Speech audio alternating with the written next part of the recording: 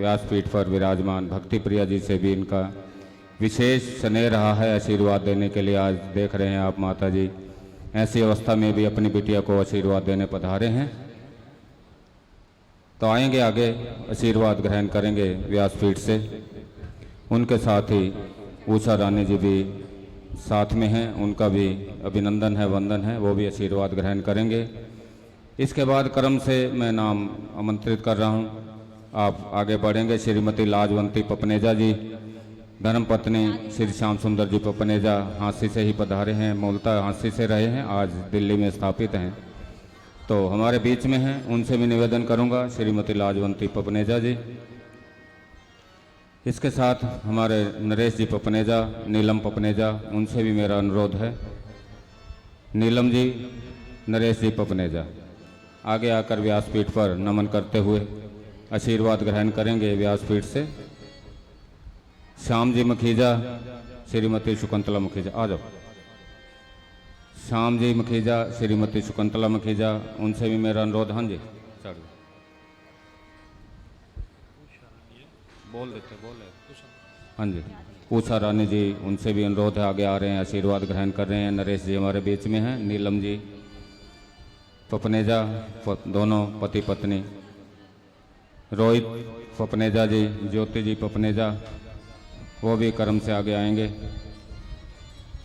रोहित, ज्योति पपनेजा।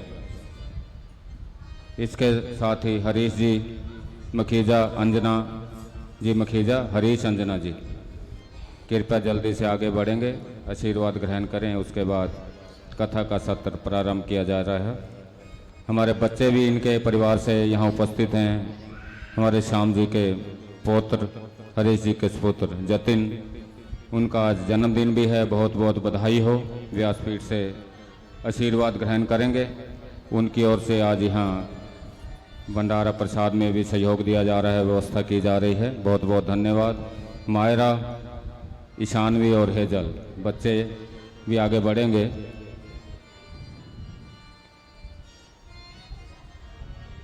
ज्योति, रोहित, हो गया क्या?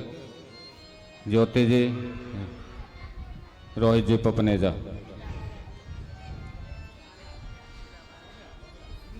भव्या जी, भव्या जी,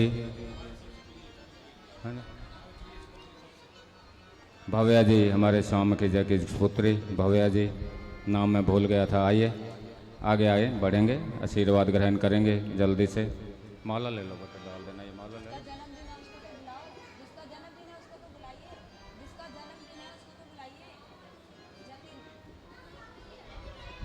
श्याम जी, जतिन, जतिन का है, आ रहा है जतिन, आ रहा, जल्दी से आगे आइए ताकि कार्यक्रम को प्रारंभ करें। पूरा परिवार हमारे बीच में। हांसी से श्रीमती कृष्णा खन्ना जी, श्रीमती कृष्णा खन्ना जी, उनसे भी मेरा अनुरोध है, आगे आकर व्यासपीठ पर नमन कर आशीर्वाद ग्रहण करेंगे। विशेष तौर पर इस कथा के लिए पधारे हैं हमारे बीच में। तो ये आज के थे हमारे इस कथा के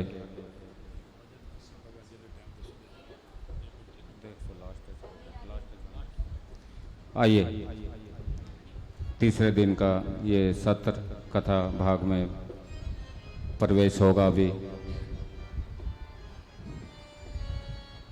और भी अतिथिगण हमारे बीच में होंगे, जैसे जैसे आएंगे उनका स्वागत और अभिनंदन का कार्यक्रम रहेगा। हमारे संगीतज्ञ यहाँ वृंदावन से अपनी सेवाएं दे रहे हैं, बहुत ही सुंदर सेवाएं ठाकुर जी के भजन और संगीत द्वारा यहाँ उनकी ओर से दी जा रही हैं। उनका अभिनंदन वंदन स्वागत करते हैं। साउंड पर हमारे दिल्ली से विशेष रूप से साउंड के लिए पधारे हैं, उनका भी मैं धन्यवाद करता हूँ। लवली जी का साउंड है और ये सेवा दे रहे हैं हमारे बच्चे, तो उनका भी स्वागत है। आइए व्यासपीठ को फिर से नमन करते हुए, प्रार्थना करते हुए कि उपस्थित सभी माताओं को, भक्तजनों को और YouTube चैनल पूज्य भक्ति प्रिया पर जी पर इस कार्यक्रम को देख रहे सभी श्रोताओं को अपनी वाणी द्वारा अनुग्रहित करेंगे। बाल व्यास भक्ति प्रिया जी। जय श्री राधे। श्री राधे राधे।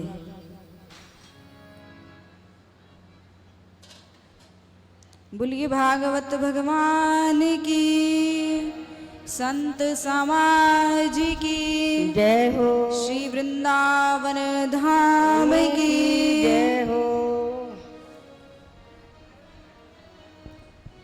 मेरे जीवन आधार परम पूजनीय परम वंदनीय गुरुदेव भगवान के चरणों में कोटि कोटि नमन करते हुए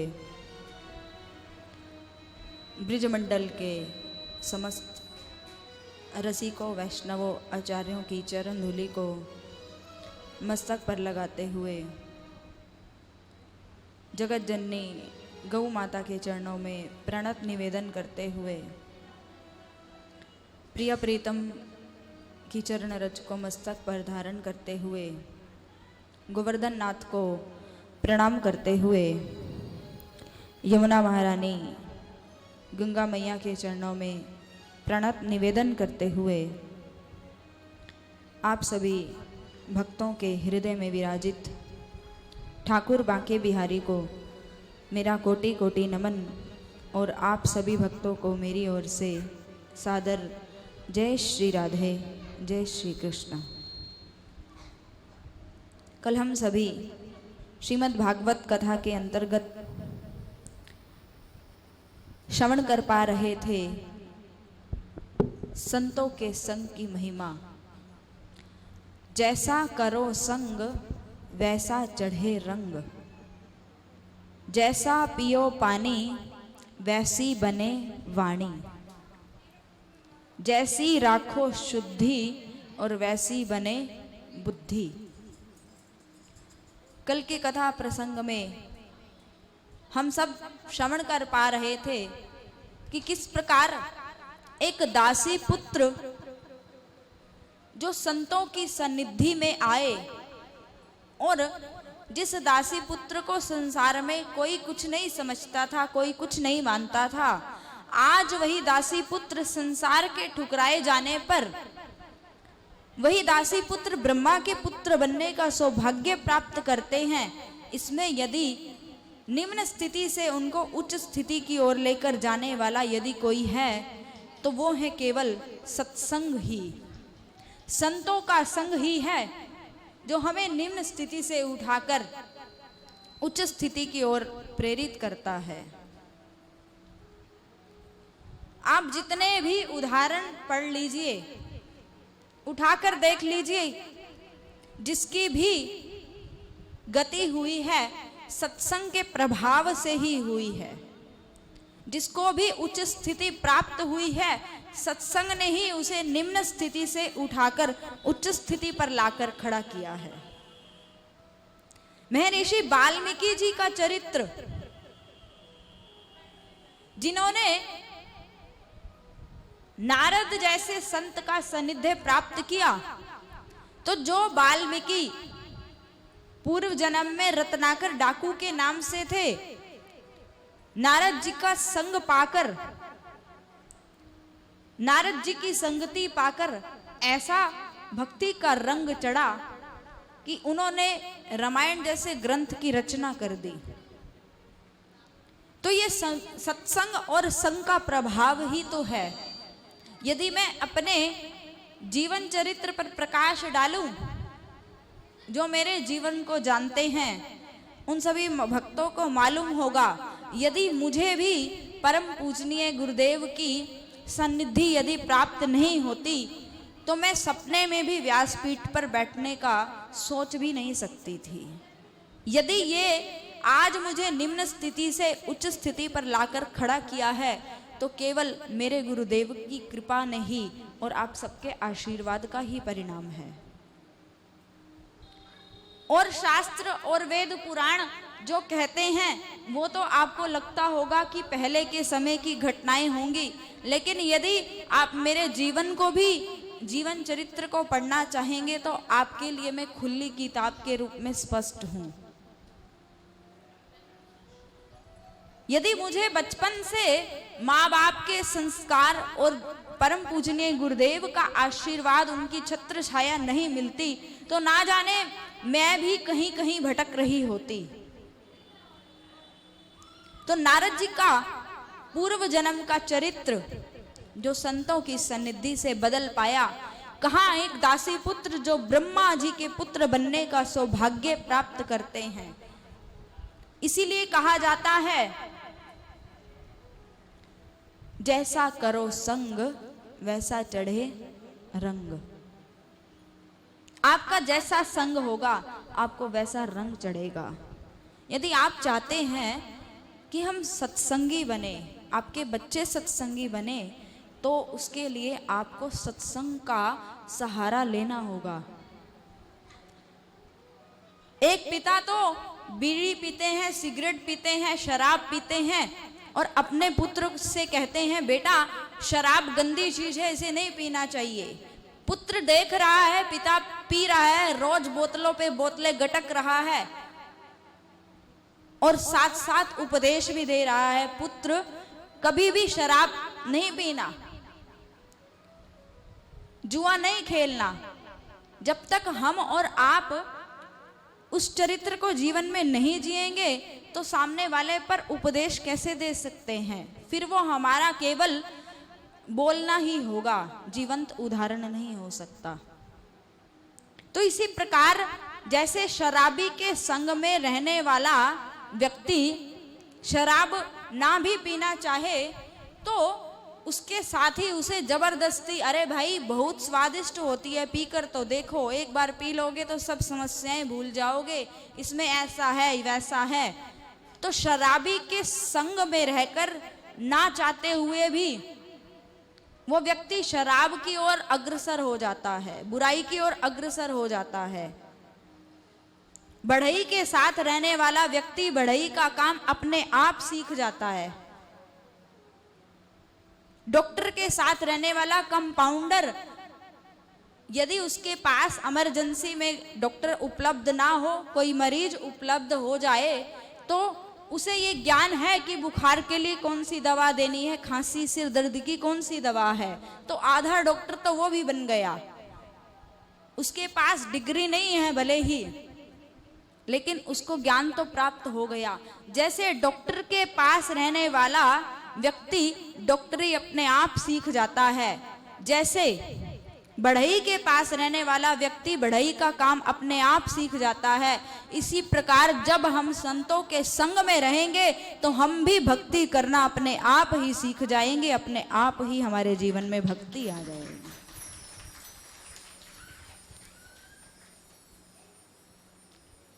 और संत बहुत सुंदर उदाहरण देते हैं कि हमारे जीवन में संगति को क्यों महत्व दिया गया, क्यों बार बार कहा जाता है कि अच्छी सोसाइटी में रहिए। आपकी जैसी सोसाइटी होगी, आप अपने बच्चों पर थोड़ा कंट्रोल रखिए कि कहीं आपके बच्चे किसी ऐसे मित्र की संगति में तो नहीं है जिसकी संगति खराब हो।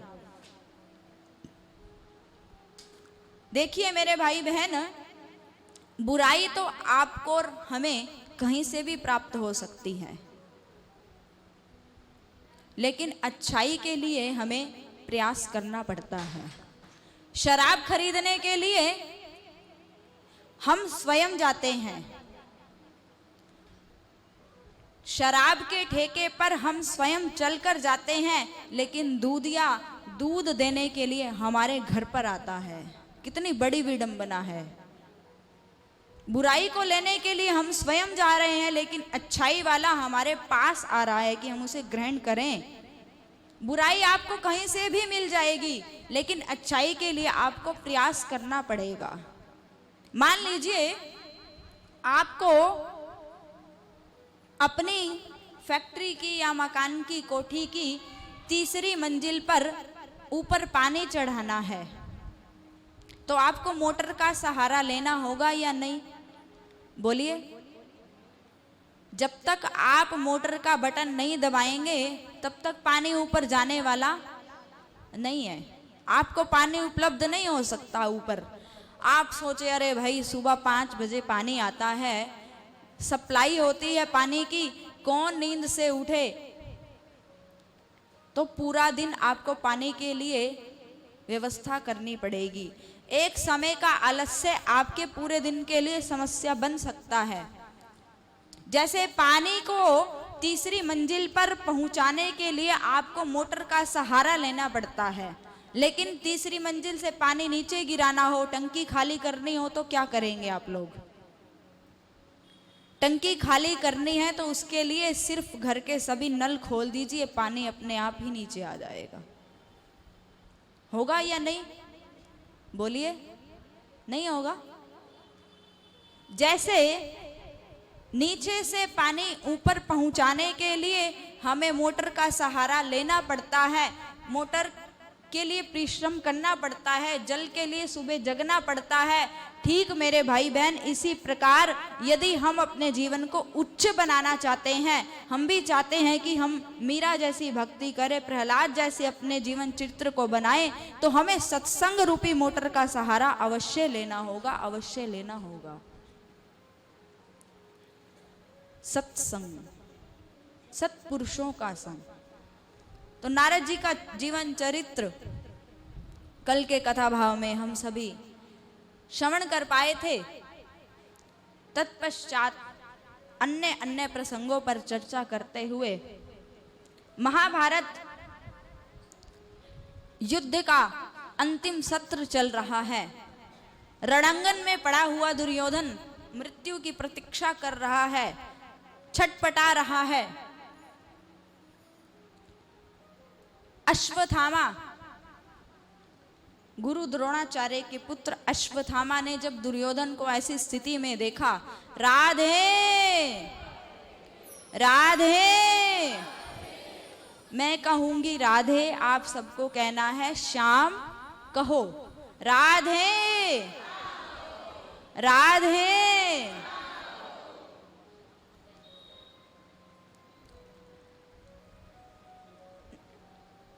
कुंती जी के चरित्र उपरांत महाभारत में दुर्योधन रणांगन में पड़ा हुआ छटपटा रहा है। अश्वत्थामा दुर्योधन के पास पहुंचा और दुर्योधन से कहने लगा, मित्र, मैंने तुम्हें युवराज के रूप में देखा है, ऐसी स्थिति में कभी नहीं देखा। मित्र, तुम्हारी कोई यदि अंतिम इच्छा हो तो मुझे बताओ। दुर्योधन कहने लगा, मित्र, मेरी अंतिम इच्छा यही है कि मैं पांडवों को, अपने शत्रुओं को मृत देखना चाहता हूं। हम भाइयों में से एक नहीं बचा और वो पांडव 5 के 5 सुरक्षित हैं। मेरी अंतिम इच्छा है कि मैं उन पांडवों को मृत देख पाऊं। अब जैसे ही अश्वत्थामा ने सुना तो कहने लगा, दुर्योधन मित्र, मैं तुम्हारी इस अंतिम इच्छा को पूर्ण करने का प्रयास करता हूं। आधी रात के समय यहां पांडवों के शिविर में भगवान की आज्ञा अनुसार आज भगवान पांडवों से कहने लगे, देखो पांडवों, आज ये तुम्हारी विजय की रात्रि है। विजय की रात्रि को उत्सव के रूप में मनाना चाहिए। चलो गंगा किनारे चलकर इस विजय की रात्रि का उत्सव मनाते हैं। जो पांडवों के शिविर में पांडवों का स्थान था, उस स्थान को छोड़कर पांडव गंगा किनारे प्रभु के सानिध्य में चले गए और जो शिविर रिक्त पड़ा था वहां द्रौपदी के 5 पुत्र जो हैं वो आकर शयन करने लगे। आधी रात के समय अश्वत्थामा आया और जो द्रौपदी जी के 5 पुत्र लेटे हैं, शयन कर रहे हैं, उन्हें ही पांडव समझकर, क्योंकि जो द्रौपदी जी के पुत्र थे वो दिखने में बिल्कुल पांडवों के जैसे ही लगते थे, अश्वत्थामा नहीं पहचान पाया। उसने 5 द्रौपदी के पुत्रों का सर धड़ से अलग कर दिया और सर लेकर दुर्योधन के पास पहुंचा। देखो दुर्योधन, मैंने तुम्हारी अंतिम इच्छा पूर्ण कर दी। तुम चाहते थे पांडवों को मरा हुआ देखना, तो देखो मित्र, पांडव मृत हो चुके हैं। जैसे ही दुर्योधन ने स्पर्श किया शीशों का, पहचान गया कि ये पांडवों के शीश नहीं हैं। अरे मित्र, तुमने ये क्या कर दिया? ये तो निरपराधी बालक थे, छोटे छोटे बालकों ने हमारा क्या बिगाड़ा था? मुझे शत्रुता तो पांडवों से थी, उनके पुत्रों से नहीं थी। अब हमारे वंश में पिंडा पानी करने वाला कौन होगा? हमें पिंडा पानी तर्पण कौन देगा? मित्र, तुमने ये अच्छा नहीं किया। इधर द्रौपदी जी जैसे ही शिविर में पहुंचती हैं, जब उन्होंने शिविर में पूरे बिस्तर को खून से लथपथ देखा, चित्कार करके रो उठी, हे विधाता, ये कैसा संकट! एक माँ के रहते उसके पांचों पुत्रों की मृत्यु हो जाए, और एक ही समय में कितनी दुखदाई घड़ी है। चित्कार करके रो उठी द्रौपदी जी। जैसे ही अर्जुन, युधिष्ठिर आदि पांडवों को मालूम हुआ, अर्जुन ने प्रतिज्ञा कर ली, जिस आतताई ने मेरे पुत्रों का वध किया है, मैं उस आतताई का शीश धड़ से अलग कर दूंगा, उस आतताई को नहीं छोड़ूंगा। इधर अश्वत्थामा को मालूम हुआ कि तुझे मारने के लिए अर्जुन ने प्रतिज्ञा कर ली है, तो अश्वत्थामा भागने लगा। अर्जुन ने प्रयास के द्वारा अश्वत्थामा को पकड़ा है और पकड़कर द्रौपदी के सामने लेकर आया। राधे!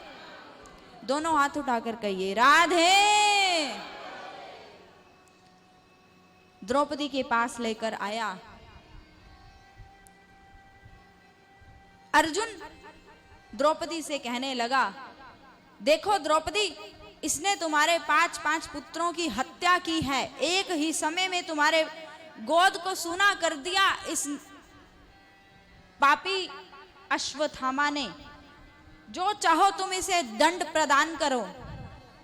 अगर हमारी और आपकी जैसी कोई स्त्री होती तो कहती, अभी इसे जान लेकर इसकी हत्या कर दो। लेकिन देखिए द्रौपदी जी का कितना बड़ा हृदय। द्रौपदी जी कहने लगी, अर्जुन जी, आप ऐसा कदापि मत कीजिए।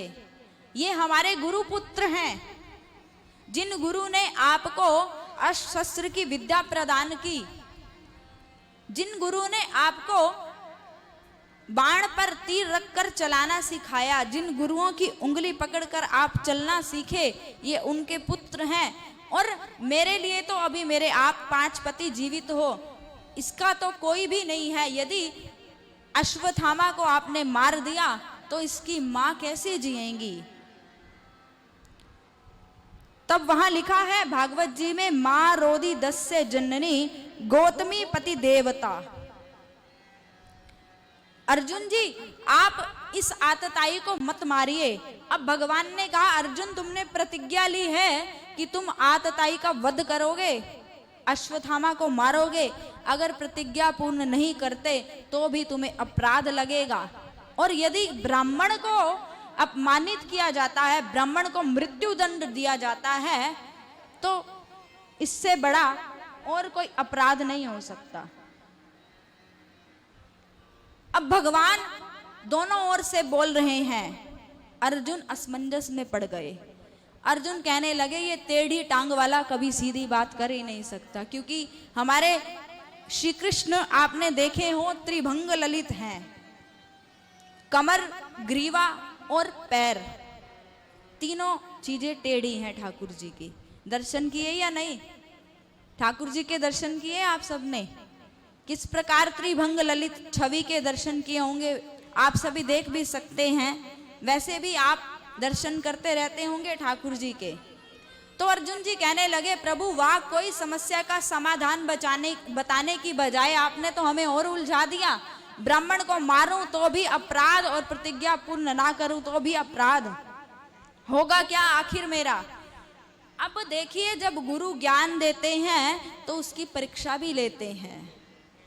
जो ज्ञान अर्जुन जी को भगवान ने कुरुक्षेत्र के मैदान में प्रदान किया था, आज उसकी परीक्षा का समय था।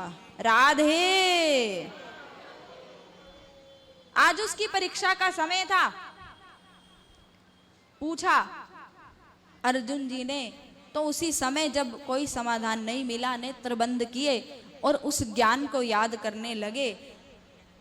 अर्जुन जी को झटपट याद आ गया कि ब्राह्मण को यदि अपमानित कर दिया जाए तो वो भी उसके लिए मृत्यु के समान ही होता है। तब भगवान के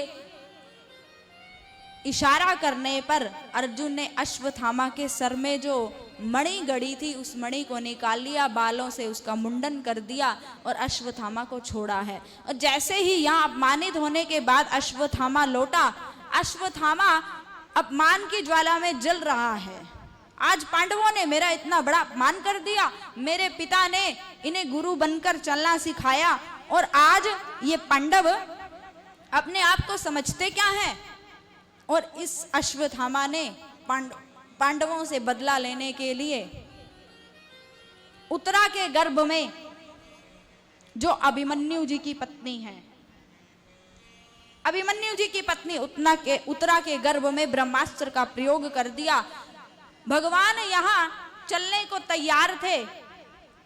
कुंती अम्बा से कहने लगे, देवी देखो अब तुम्हारे पुत्र राजा बनने वाले हैं, चारों ओर से खुशहाली ही खुशहाली है, सब संकट मिल गए, तुम्हारे अंधकार के बादल हट गए, छट गए। अब तुम आराम से रहकर हमारी भक्ति में लीन रहो। इतनी वार्ता कर ही रहे थे, तब तक क्या देखते हैं सभी, देवी उत्तरा रोती रोती चित्कार करती करती, पाई पाही महायोगिन देव देव जगतपते, हे प्रभु मेरी रक्षा कीजिए, मेरी रक्षा कीजिए, पाही माम पाही माम। सभी देख रहे हैं, अरे इस उत्तरा देवी को क्या हो गया, ये क्यों चिल्ला रही है। सीधा उत्तरा देवी देखिए भगवान के चरणों में नतमस्तक हो गई। जब द्रौपदी जी का चीर हरण हुआ तो द्रौपदी जी तो पहले धृतराष्ट्र की ओर देख रही थी कि धृतराष्ट्र जी हमारी रक्षा करेंगे। फिर उन्हें आस थी कि मेरे पांचों पति बलवान हैं, उनकी ओर देख रही थी। लेकिन उत्तरा जी ने किसी का सहारा नहीं लिया, सीधा उत्तरा जी भगवान की शरणागति में ही गई और भगवान से कहने लगी, हे प्रभु मेरी रक्षा कीजिए, मेरी रक्षा कीजिए। और क्या कह रही हैं उत्तरा जी, मेरा कोई न सहारा बिन तेरे, गोपाल सवरिया मेरे।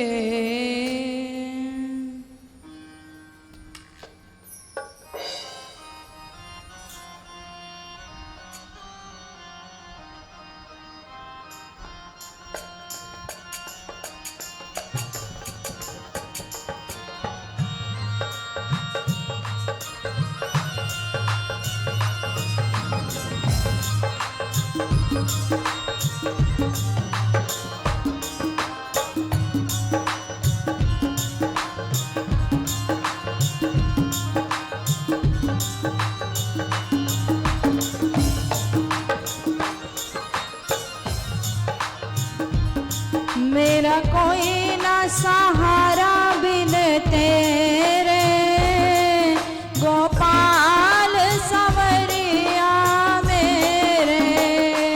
मेरा कोई ना सहारा बिन तेरे, गोपाल सवरिया मेरे। ओ मेरा कोई ना सहारा बिन तेरे, गोपाल सवरिया मेरे।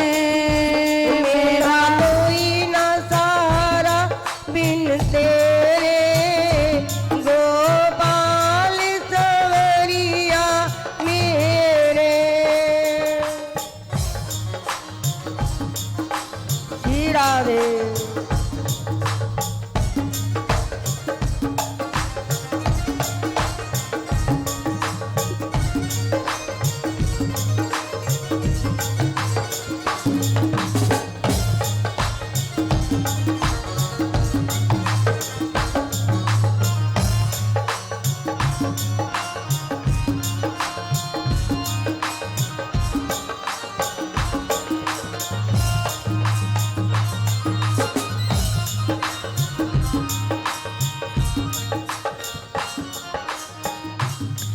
मेरा कोई ना सहारा बिन तेरे गोपाल सवरिया मेरे।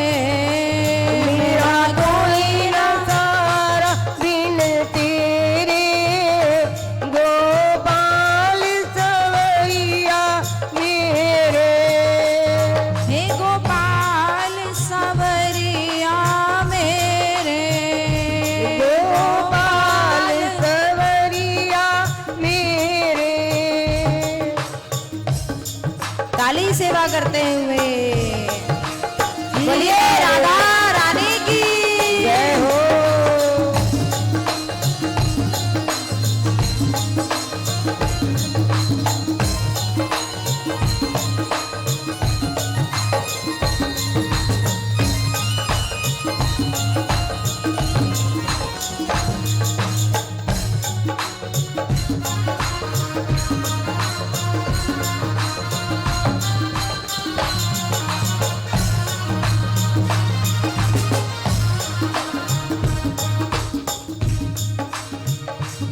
तेरी कृपा से जग में आया।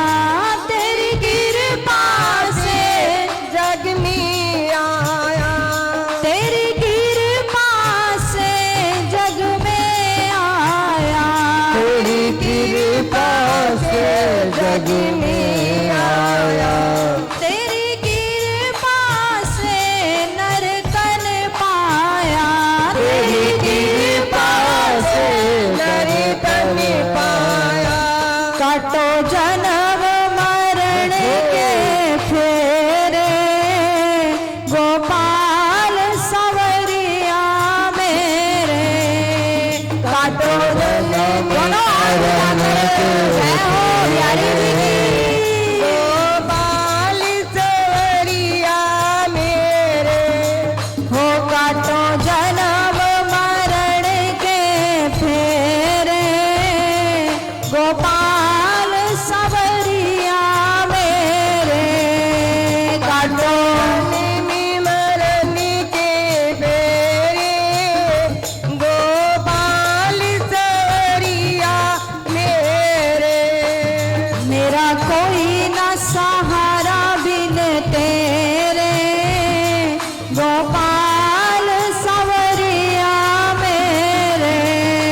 मेरा कोई न सहारा बिन तेरे गोपाल सवरिया मेरे।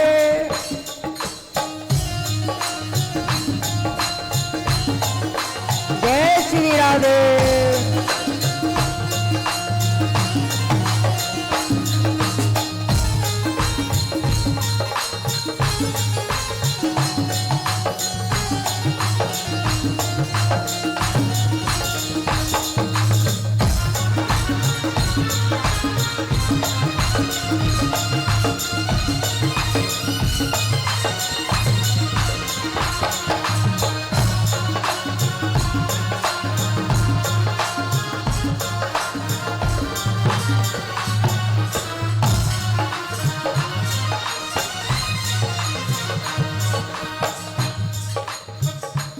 हे गोपाल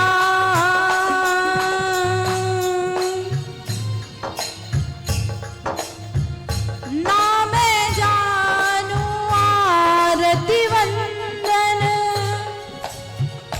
ना पूजा की रीत लगाऊं कैसे तुम संग प्रीत। लगाऊं कैसे तुम संग प्रीत। लगाऊं कैसे तुम संग प्रिय। हे कन्हैया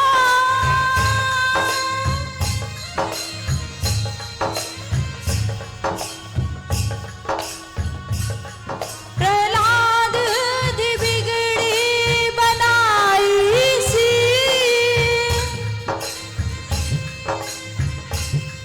नरसी दी हुंडी तराई सी। असी सारे सहारे छड़ दिते एक तेरा सहारा काफी है, एक तेरा सहारा काफी है, हो एक तेरा सहारा काफी है, एक तेरा सहारा काफी है, हो एक तेरा इशारा काफी है, एक तेरा इशारा काफी है, हो मेरा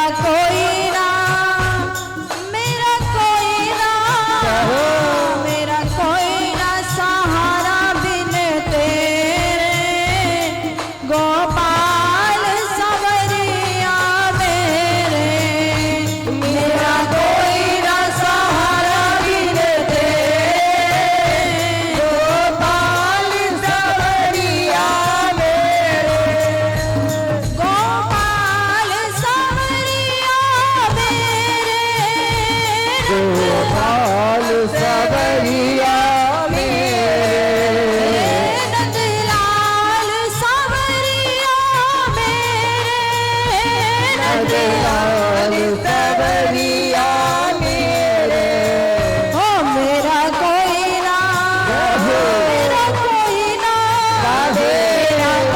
ना सहारा बिन तेरे, गोपाल सवरिया मेरे, मेरा कोई ना सहारा बिन तेरे, गोपाल सवरिया मेरे, मेरा कोई ना सहारा बिन तेरे, गोपाल सवरिया मेरे, गोपाल सवरिया मेरे, गोपाल सवरिया मेरे, गोपाल सवरिया मेरे, गोपाल सवरिया मेरे, गोपाल सवरिया मेरे, गोपाल सवरिया मेरे।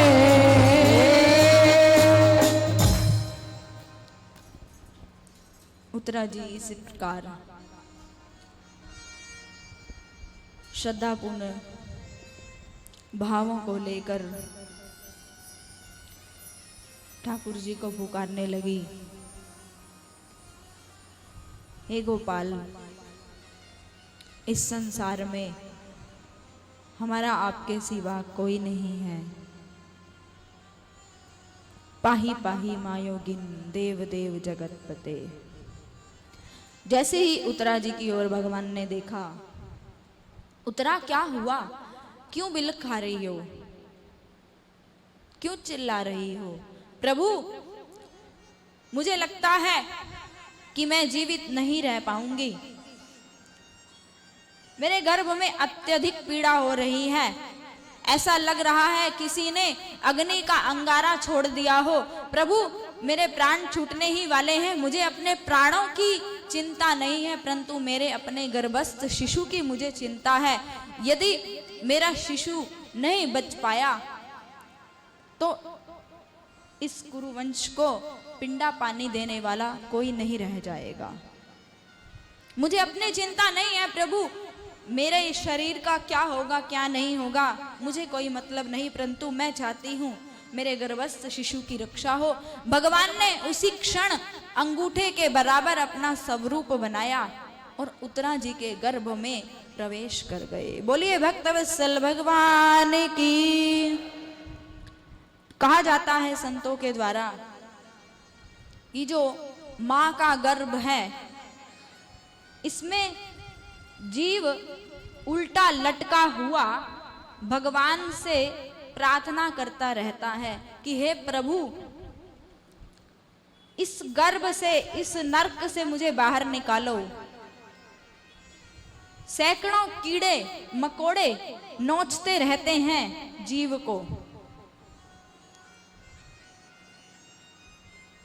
पीक और मवाद से घिरा हुआ, झिल्ली में बंधा हुआ शिशु। भागवत जी में पूर्ण वृतांत से बताया गया है कि जीव की उस समय 9 महीने तक, प्रारंभ से लेकर 9 महीने तक क्या क्या स्थिति रहती है, परंतु समय अभाव के कारण सभी प्रसंगों को कह पाना संभव नहीं हो पाता। तो जीव प्रार्थना करता है, प्रभु यहां गर्भ में उल्टा लटका हुआ, चारों ओर से कीड़े मुझे नोच नोच कर खा रहे हैं, पीक और मवाद की यहां दुर्गंध आ रही है। भागवतकार सुनाया करते हैं, जैसे आप किसी मार्ग से जा रहे हो, गटर का पानी निकल रहा हो, तो आप उस मार्ग से जाना पसंद करेंगे या अपना मार्ग बदल लेंगे? बोलिए, मार्ग बदलना पसंद करेंगे। तो जीव उस समय कहते हैं कि गटर से भी अत्यधिक पीड़ादायक उस जीव की स्थिति हो जाती है। रोता बिलखता हुआ भगवान से प्रार्थना करता है, प्रभु मुझे इस गर्भ से बाहर निकालिए और बाहर आकर गर्भ से मैं आपका भजन करूंगा, आपको चिंतन को 1 मिनट भी नहीं छोड़ूंगा। जब आप मुझे गर्भ से बाहर निकालेंगे तो केवल और केवल प्रभु मैं आपका चिंतन ही करूंगा, आपका नाम जप करूंगा। लेकिन जैसे ही जीव बाहर आता है गर्भ से, शिशु गर्भ से बाहर आता है, उसी समय माया का प्रभाव कि जो ज्ञान उसे गर्भस्थ अवस्था में था, वो ज्ञान आते ही उसे चौपट हो जाता है और ज्ञान जाने के कारण ही बालक रोने लगता है। आपने कभी विचार किया कि जैसे ही बच्चा पैदा होता है तो रोता बहुत है, और ना रोए तो उसे डॉक्टर्स रुलाते हैं। हमारे परिवार में एक बच्चा हुआ, लेकिन वो रो नहीं रहा था। समस्या खड़ी हो गई, डॉक्टर्स कहने लगे यदि ये बच्चा रोएगा नहीं तो इसका मतलब ये बच्चा अस्वस्थ है। जैसे ही बाहर आता है जीव तो प्रभु को भूल जाता है। ये केवल एक जीव की कहानी नहीं है, केवल उस जीवात्मा की कहानी नहीं है, ये कहानी हम सबकी है। हम लोग भी पुनरपि जननम पुनरपि मरणम पुनरपि जननी जठरे शयनम इह संसारे खलु दुस्तारे कृपया पारे पाही मुरारे भज गोविंदम गोविंदम भज मूढ़ मते। हम लोग भी भगवान से एक वादा करके आए थे गर्भ में कि प्रभु गर्भ से बाहर निकाल दीजिए, पक्का आपको वचन देता हूं आपके नाम को 1 मिनट भी नहीं छोड़ूंगा। परंतु बाहर आकर कितना हम नाम जप कर रहे हैं, कितना प्रभु का चिंतन कर रहे हैं, कितना प्रभु के लिए समय दे रहे हैं, वो सब हम अपने अपने अंदर झांक कर देख पाए। जैसे ही उत्तरा जी की स्तुति सुनी, भगवान ने 1 मिनट की भी देरी नहीं लगाई। भगवान कहना चाह रहे हैं, जो भक्त मुझे अनन्य भाव से भजता है। श्री गीता जी में भगवान ने स्वयं घोषणा की है, अनन्यश्चित्यंतो माम ये जना पर्युपासते तेषाम नित्याभियुक्ता नाम योगक्षेमम वयाम्यहम्। जो भक्त मुझे अन्य भाव से भजता है, अन्य का मतलब पति पुत्र पत्नी धन वैभव ऐश्वर्य, किसी का भी बिना सहारा लिए केवल और केवल प्रभु का सहारा, केवल और केवल जिस भाव में प्रभु का सहारा हो वो अनन्यता है। यदि हम खाने के लिए लेंगे तो भी भगवान से, पहनने के लिए लेंगे तो भी भगवान से, कहीं जाने के लिए उत्सुक होंगे तो भी भगवान की आज्ञा से, जो भी करेंगे प्रभु के शरणागति में रहकर उनके संकेतिक भाषा को, संकेत को समझ कर करेंगे। अब हमारा रिश्ते नातों से कोई व्यवहार ना रह जाए, केवल और केवल एक का ही जब आप बनकर रहना प्रारंभ कर देंगे तो फिर मेरे ठाकुर खुदा खुद ही करता है अपने बंदे की निगरानी। खुदा खुद ही करता है। जो भक्त अनन्य भाव से भजते हैं भगवान को, खुदा खुद ही करता है अपने बंदे की निगरानी। नया मंजा नया बिस्तर नया दाना नया पानी, फिर उसके लिए सभी व्यवस्थाएं प्रभु के द्वारा की जाती हैं और की जा रही भी हैं। ऐसा नहीं है कि पहले की जाती थी अब नहीं की जा रही। की भी जा रही हैं मेरे भाई बहन। यदि आप अनुभव कर पाए तो छोटी छोटी अनेक घटनाएं जो प्रभु ना जाने हमें, मुझे आप लोगों का तो पता नहीं आप लोग अनुभव कर पाते हैं या नहीं, लेकिन उनकी कृपा अपार बरस रही है। हमें वो अनुभूति करने की शक्ति नहीं है कि हम अनुभव कर पाए। प्रत्येक कदम कदम पर जब आप किसी समस्या में गहरे उलझे हैं, चारों ओर आपको अंधकार दिख रहा है, कोई मार्ग नहीं सूझ रहा, सब सहारे आपके छूट गए, आपको लगता है कि अब ये काम नहीं बन पाएगा, आप हताश हो जाते हैं, निराश हो जाते हैं, परेशान हो जाते हैं और थक कर बैठ जाते हैं। उस समय कोई अचानक आपसे आकर उस काम के लिए निवेदन करता है और वो आपका काम मिनटों में बन जाता है, तो उस समय ये समझिए वो व्यक्ति नहीं, साक्षात बांके बिहारी आपका वो काम बनाने आए हैं। साक्षात बांके बिहारी आपका काम। ठाकुर जी अब स्वयं तो यदि हमारे सामने आकर खड़े भी हो जाएं तो हम उनके रूप को, माधुर्य को सहन नहीं कर पाएंगे। तो अपने किसी भक्त को, किसी को माध्यम बनाकर ठाकुर जी यदि उस समय हमारे पास आए हैं तो ये मत समझिए कि आप वो साधारण घटना है, वो असाधारण है। उसको, इन अनुभवों को हो सके तो आप जो जो घटनाएं, जो जो तथ्य आपके जीवन में घटते जाएं, उन्हें अपने जीवन की डायरी में नोट करके रखिए कि कब कब प्रभु ने कैसी कैसी रक्षा की हम सबकी, कैसी कैसी व्यवस्था की हम सबकी। और यहाँ जो ब्रिजवास करने वाले रसिक हैं वो अपने खाने पीने रहने की चिंता नहीं करते। कौन सा काम कैसे होगा, कैसे नहीं होगा, यहाँ के रसिक कहा करते हैं, मेरी कर रखवारी बरसाने वारी,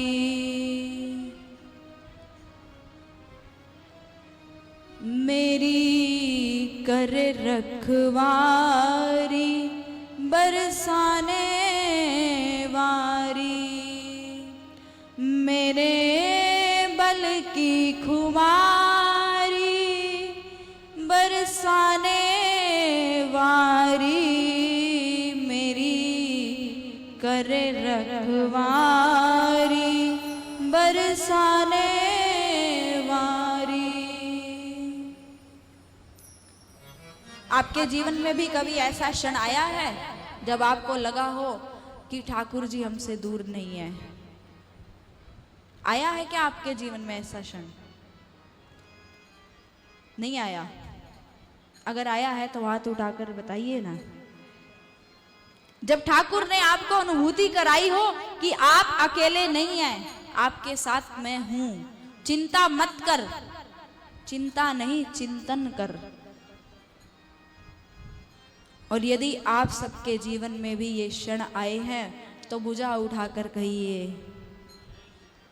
मेरी सदा हितकारी बरसाने वारी, मेरी सदा हितकारी बरसाने वारी, मेरी कर रखवारी बरसाने वारी, मेरी कर रखवारी बरसाने वारी, मेरी कर रखवारी बरसाने वारी, मेरी कर रखवारी बरसाने वारी।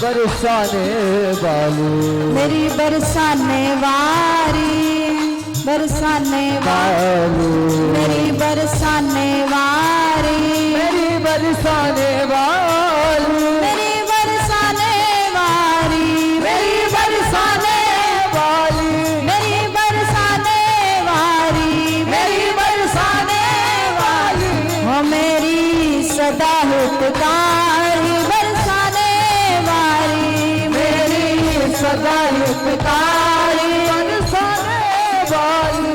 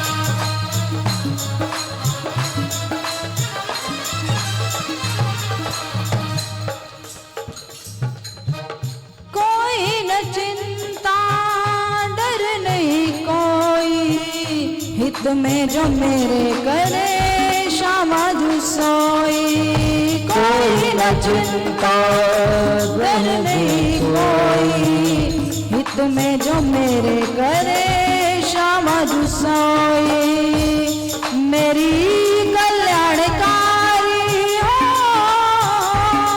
मेरी कल्याणकार बरसाने वारी मेरी सदा रतकारी बरसाने वारी मेरी सदा रखवारी बरसाने वाली मेरी सदा हितकारी बरसाने वारी मेरी सदा हितकारी बरसाने वाली मेरी बरसाने वारी बरसाने वाली देखिए यहाँ ब्रिज के रसिक कहा करते हैं कि श्री वृंदावन धाम में आप अपनी इच्छा से नहीं आ सकते। प्यारे ये मेरे बिहारी जी की महफिल है, प्यारे ये मेरी किशोरी जी की महफिल है। यहाँ वही आते हैं जिनको मेरी किशोरी जी स्वयं बुलाती हैं, जिनको मेरी किशोरी जी स्वयं बुलाती हैं। आप नहीं आए, किशोरी जी की कृपा आपको लेकर आई है। सैकड़ों लोगों के फोन आए, कार्ड अनेक लोगों के पास पहुंचे, व्हाट्सएप सोशल मीडिया के माध्यम से सबको बुलाया गया, लेकिन पहुंचा कौन? जिसको किशोरी जी खींच कर लाई हैं। तो जिन पर कृपा हुई है तो भुजा उठाकर क्यों नहीं कहते किशोरी जी का धन्यवाद क्यों नहीं करते? मेरी सदा हितकारी बरसाने वारी मेरी सदा हितकारी मेरी सदा हितकारी बरसाने वारी मेरी हितकारी बरसाने वाली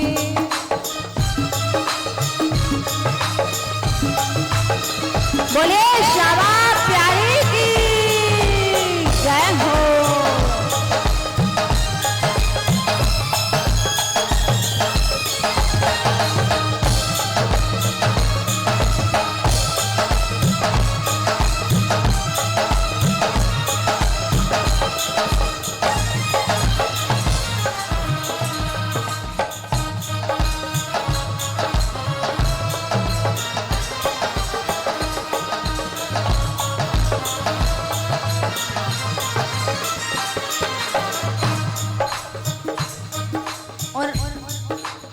कवि ने बड़े सुंदर शब्द लिखे हैं। सहज दयालु सहज कृपालु, सहज अपनाया मैं तो इनकी श्रद्धालु।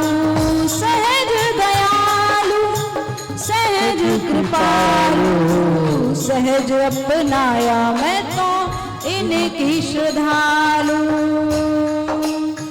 किशोरी जी जितनी दयालु हैं उतना कोई दयावान नहीं है। ठाकुर जी के दर्शन भी टेढ़े हैं। आप ठाकुर जी के दर्शन करेंगे तो आपको वो टेढ़ी चितवन से दिखाई देंगे, लेकिन हमारी किशोरी जी करुणा की भंडार हैं और किसी जीव के गुण नहीं देखती, वो तो अवगुण पर रीझने वाली हैं। ऐसी किशोरी जी की गोद में हम सब बैठे हैं तो शायर लिख रहा है, सहज दयालु सहज कृपालु, सहज अपनाया मैं तो इनकी श्रद्धालु। सहज सहज कृपालु, सहज अपनाया मैं तो इनकी श्रद्धालु। मेरे बल की कुमारी हो, मेरे बल की कुमारी बरसाने वारी, मेरी सदा हितकारी बरसाने वारी, मेरी सदा हितकारी, मेरी बरसाने वारी, बरसाने वाली, मेरी बरसाने वारी, मेरी बरसाने वाली। क्या किशोरी जी बस मेरी ही है, आप सबकी नहीं है ना? कल हमारे आदरणीय चाचा जी कह रहे थे किसी बात पर, मैंने कहा कि ठाकुर जी हमारे हैं, तो ये बोले कि नहीं ठाकुर जी तो हमारे हैं। हमने कहा नहीं ठाकुर जी हमारे हैं, ये बोले हमारे हैं। अब ये बार बार कहें ठाकुर जी हमारे हैं, हम कहें हमारे हैं, अंत में निर्णय नहीं हो पाया तो हमने यही कहा कि ठाकुर जी तो हम सबके हैं। तो आप सबके हैं या नहीं है? नहीं है? राधा रानी आप सबकी नहीं है? तो फिर ताली बजाकर राधा रानी से कहिए ना, आप सबकी आवाज आनी चाहिए। मेरी सदा हितकारी बरसाने वारी, मेरी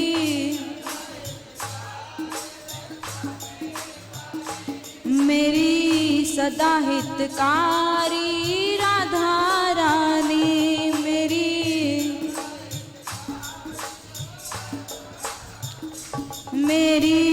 कर रखवारी बरसाने वारी, मेरी कर रखवारी। नाश्ता नहीं किया क्या आप लोगों ने? नाश्ता नहीं मिला? ताली का वादन कीजिए इतनी संख्या में आप लोग प्रेम से। राधे श्री राधे।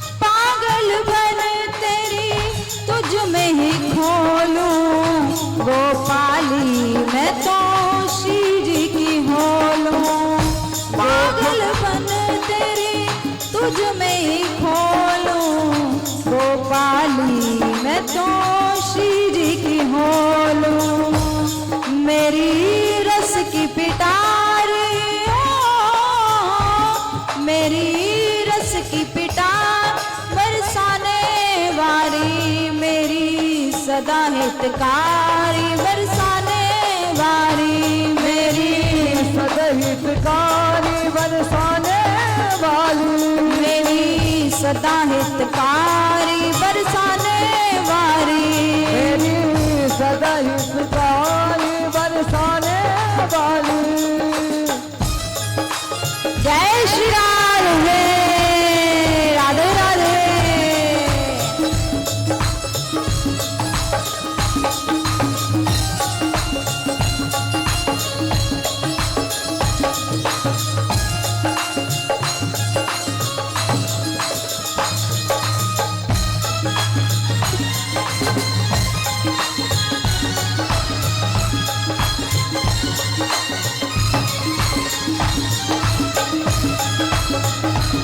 श्री राधे।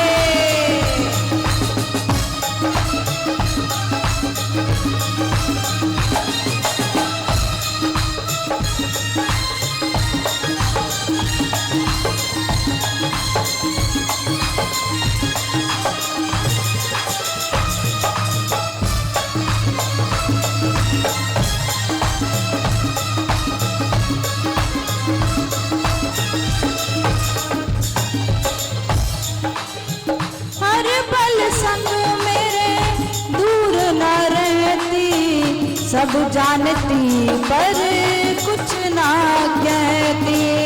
हर पल संग में दूर न रहती, सब जानती पर कुछ ना कहती। हर पल संग मेरे दूर न रहती, सब जानती पर कुछ ना कहती। हर पल संग में दूर न रहती, सब जानती पर कुछ ना कहती। मेरी सुनने वाली, मेरी सुनने वाली बरसाने वाली, मेरी सुनने वाली बरसाने वाली, मेरी सदा हितकारी बरसाने वाली, मेरी सदा हितकारी बरसाने वाली। ओ मेरी सदा हितकारी बरसाने वाली।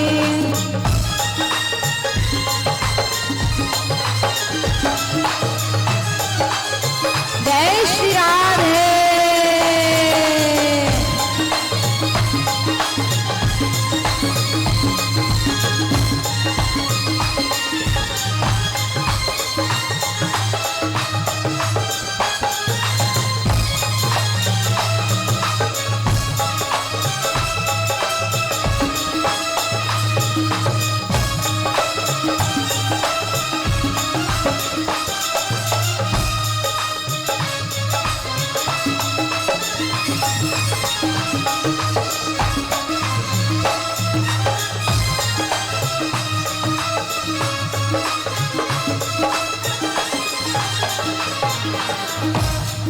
और जिसको विश्वास है कि राधा रानी और श्याम सुंदर उसके साथ हैं, पूरी भुजा उठाते हुए भजन के अंत में मेरी बरसाने वारी, मेरी बरसाने वारी, मेरी बरसाने, मेरी बरसाने वारी, मेरी बरसाने वारी, मेरी बरसाने वारी, मेरी बरसाने वारी, मेरी बरसाने वारी, मेरी बरसाने वारी, मेरी बरसाने वारी, मेरी बरसाने वारी, मेरी बरसाने वारी, मेरी बरसाने वारी, मेरी बरसाने वाली। देखो माताओं, मैंने आपसे कल भी निवेदन किया था, खड़े नहीं हो सकते आप, नृत्य नहीं कर सकते, तो बैठे बैठे ऐसे ही कर दीजिए। किशोरी जी इसी से ही रीम जाएंगी। करिए सभी, दोनों भुजा उठा के सभी करेंगी, माताएं बहनें भाई लोग सभी अपने अपने स्थान पर बैठे हुए। मेरी बरसाने वारी, मेरी बरसाने वारी, मेरी बरसाने वारी, मेरी बरसाने वारी, मेरी बरसाने वारी, मेरी बरसाने वारी, मेरी बरसाने वारी, मेरी बरसाने वारी, मेरी बरसाने वारी, मेरी बरसाने वारी, मेरी बरसाने वारी, मेरी बरसाने वारी, मेरी बरसाने वारी, मेरी बरसाने वारी।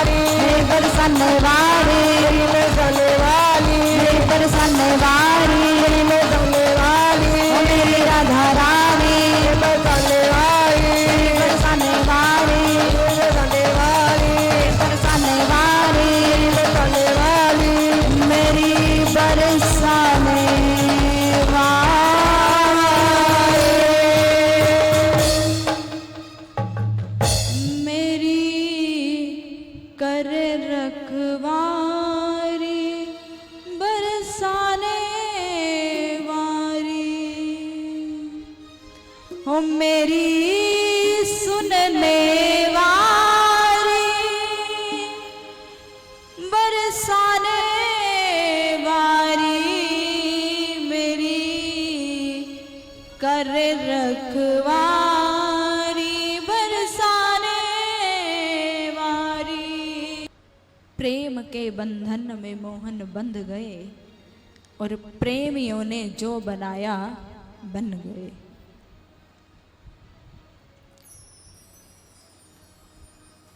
प्रेम की ही सब बात है।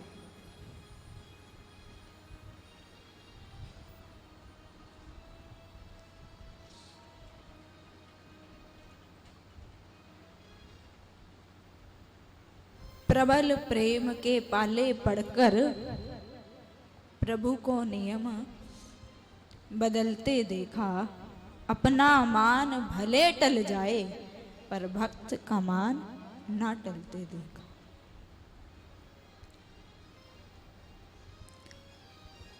परीक्षित जी की रक्षा भगवान के द्वारा हुई। मानो यहाँ भगवान हप्सम को संकेत दे रहे हैं कि जब हम और आप चिंता छोड़कर चिंतन करने लगेंगे तो फिर ठाकुर जी हमसे दूर नहीं है। और आप और हम सभी ब्रिजधाम में बैठे हैं तो इसके पीछे सिर्फ और सिर्फ गुरुजनों और किशोरी जी की कृपा का ही हाथ है।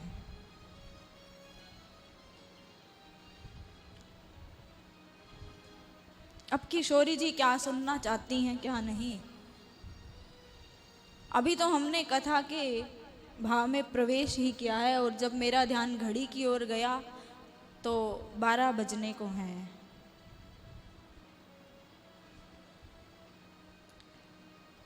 ठाकुर जी की चर्चा में जितना समय निकल जाए उतना ही हमारे लिए लाभकारी है। आइए कथा के मूल भाव में प्रवेश करते हुए तत्पश्चात उत्तरा जी की रक्षा के बाद भगवान ने बुआ कुंती से कहा, बुआ अब मैं द्वारिका की ओर प्रस्थान करना चाहूंगा, क्योंकि जब मैं पहले तैयार हुआ द्वारिका जाने के लिए तो उत्तरा ने आकर पाही पाही मुझे पुकारा और मैं उत्तरा की रक्षा के लिए तत्पर हो गया। बुआ अब चारों ओर से खुशियां ही खुशियां हैं, तुम्हारे गम के बादल छट गए, तुम्हारे पुत्र राजा बनने वाले हैं। बुआ अब मुझे विदा दो ताकि मैं द्वारिका में जाकर अपने कुछ कामों को निपटा सकूं। जैसे ही भगवान ने कहा, आज कुंती मैया ने भगवान का मार्ग रोक लिया। भगवान रथ पर चढ़ने को तैयार ही थे। बुआ कुंती स्तुति करने लगी, प्रभु मेरी 2 क्षण ठहर कर प्रार्थना स्वीकार करते जाइए प्रभु।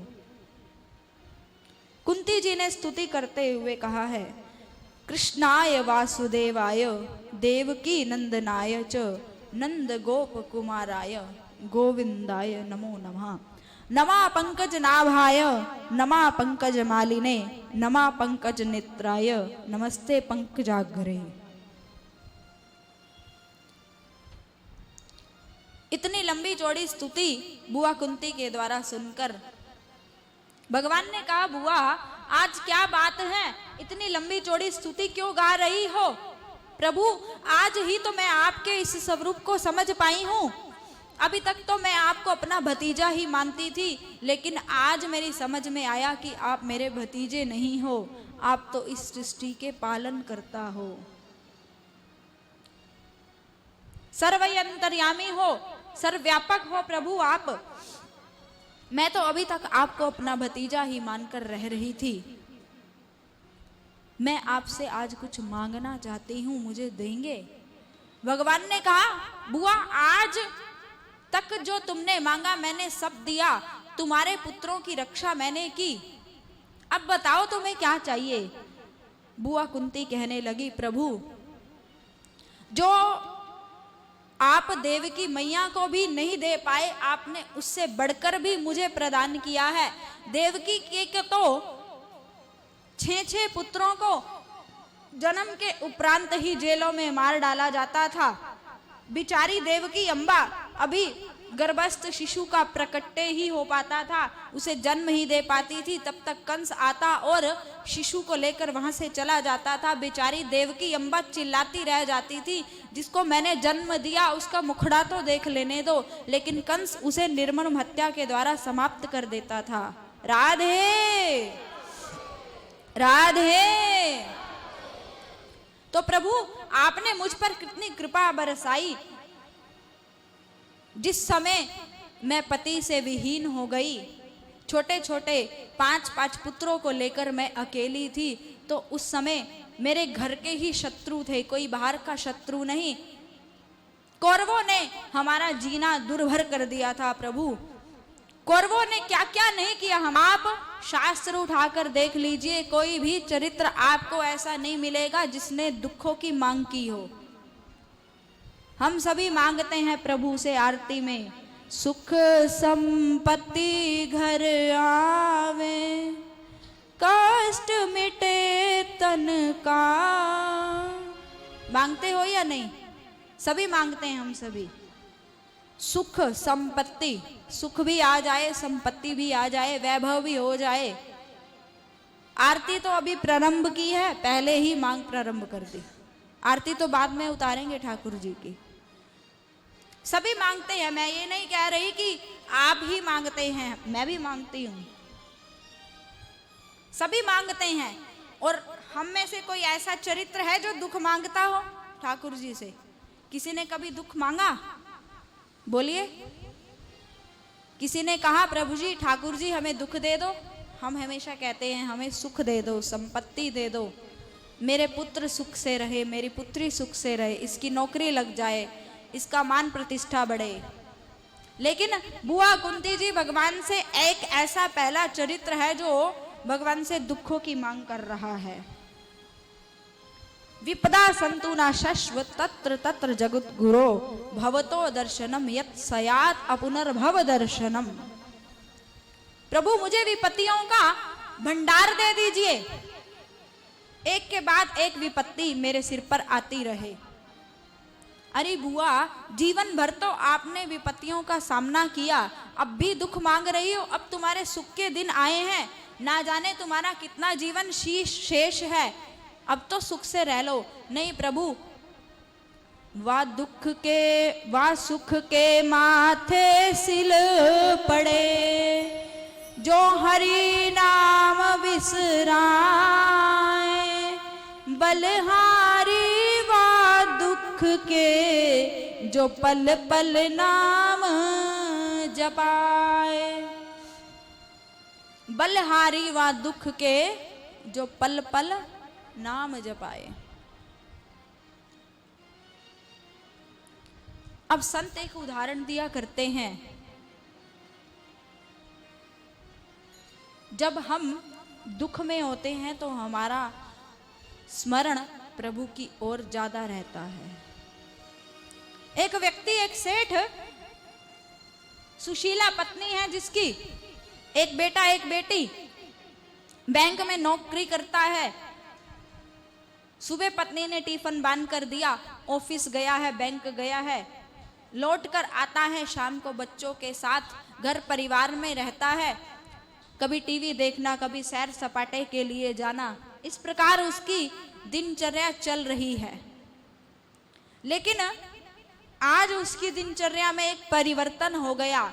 अचानक से उसके इकलौते बेटे का एक्सीडेंट हो गया। डॉक्टर कह रहा है अब तो भगवान ही उसकी रक्षा कर सकते हैं, हमारे हाथ में कुछ नहीं है। आज तक जो भगवान के मंदिर तक नहीं गया था, जिसने कभी सत्संग नहीं सुना था, जिसने कभी पाठ पूजा नहीं की थी, आज वही व्यक्ति जो हमेशा ऑफिस से लौटकर टेलीविजन देखता था, सैर सपाटा करता था, आज वो बच्चे के लिए प्रार्थना कर रहा है, हे प्रभु मेरा इकलौता पुत्र है, इसकी रक्षा कीजिए, मेरे पुत्र को बचा लीजिए, अन्यथा इसकी मां रो रो कर मर जाएगी। अब अनुमान लगाइए, भजन पहले हो रहा था या भजन अब हो रहा है? बताइए। पहले सुख की स्थिति में भजन कर पा रहा था या अब दुख की स्थिति में भजन कर पा रहा है? बोलिए। सुख में भजन कर रहा था, किसमें? जोर से बोलिए ना। संकट में, दुख में भजन कर रहा है, हे भगवान रक्षा कीजिए, प्रभु संकट से बचाइए, मेरा कोई नहीं है आपके बिना, यदि आप चाहें तो 1 मिनट में राजा को रंक बना सकते हैं और रंक को राजा बना सकते हैं, प्रभु कृपा क्यों नहीं करते? तो दुख की स्थिति में भजन हो रहा है, सुख में भजन नहीं होता। तो कुंती जी भी भगवान से यही मांगती हैं, प्रभु मुझे दुखों का भंडार दे दीजिए। और हमारे और आपके जीवन में कभी दुख आ जाए तो घबराइएगा नहीं मेरे भाई बहन, धैर्य से उस समय का सामना कीजिए। और किसी संत ने बड़ा सुंदर कहा कि भगवान से ये मत कहो कि मेरा दुख बड़ा है। सुनिएगा ध्यान से, भगवान से ये मत कहो कि मेरा दुख बड़ा है, दुख से कहो कि मेरा बाके बिहारी खड़ा है, दुख से कहो मेरा बाके बिहारी।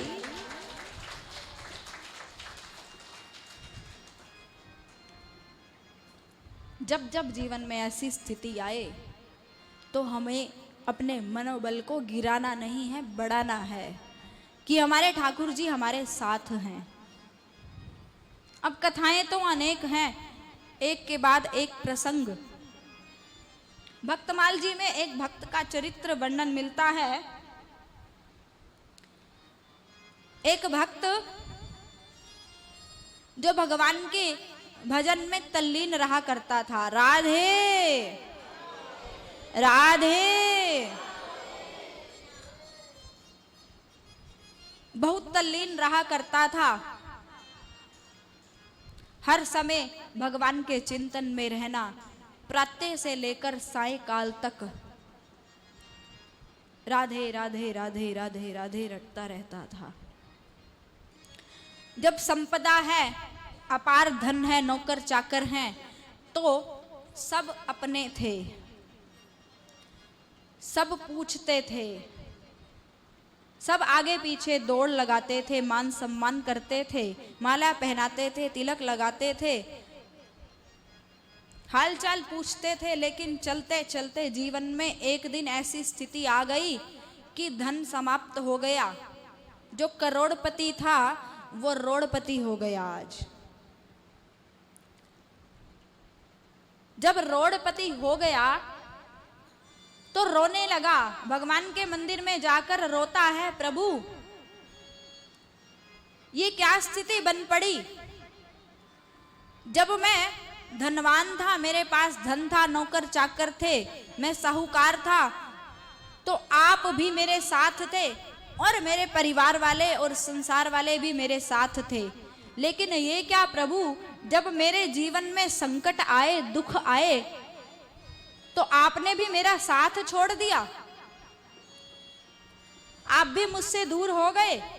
रोता रोता भगवान से प्रार्थना करता करता सो गया।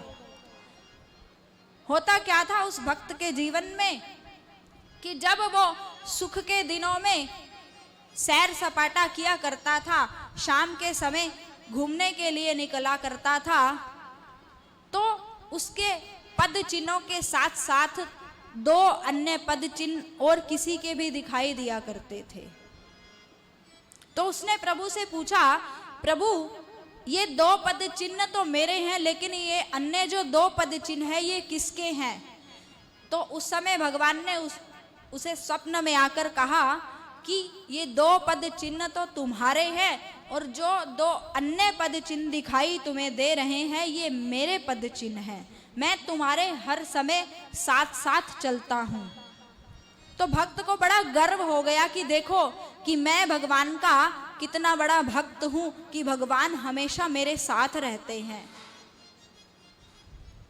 अब जब दुख की स्थिति आई तो उसे वो 2 पद चिन्ह जो थे वो दिखाई देना बंद हो गए। तो भगवान से चर्चा करने लगा, उलाना देने लगा कि प्रभु ठाकुर जी महाराज ये क्या हो गया, जब मैं सुख में था, मेरे पास धन था, ऐश्वर्य था, नौकर चाकर थे, तो संसार वाले भी मेरे साथ थे और आपके पद चिन्ह भी मुझे दिखाई देते थे।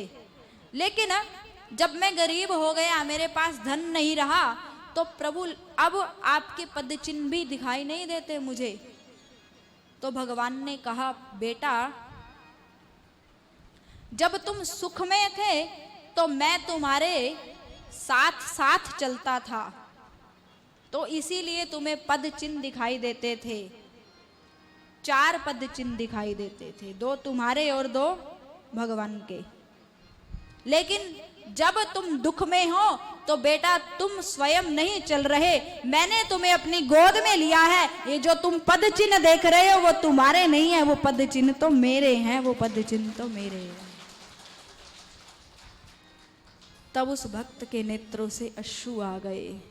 प्रभु कितने भक्त वत्सल हैं आप, कितने कृपालु हैं आप, कितने दयालु हैं आप कि अपने भक्त के लिए आप इतना कष्ट सहन करते हैं। बोलिए भक्त वत्सल भगवान की, बरसाना वारी की, वृंदावन धाम की। इस प्रकार कुंती बुआ को स्तुति करते देखकर भगवान वहां रुके हैं। पितामह भीष्म की इच्छा पूर्ण की है भगवान ने।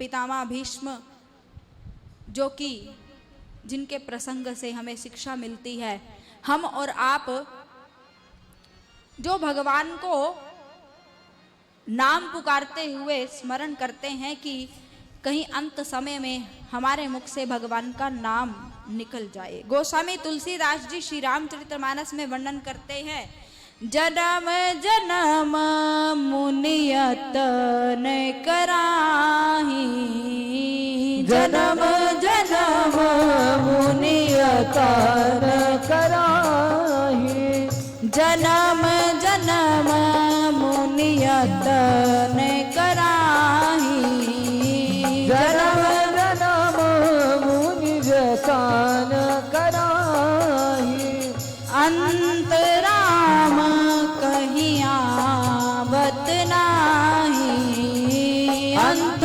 राम कहीं आवत नाही, जन्म जन्म मुनि यतन कराही और अंत राम कहीं आवत नाही। योगी मुनि तपस्वी संत जन जन्मों जन्मों से तप करते हैं कि कहीं अंत समय में प्रभु का नाम निकल जाए।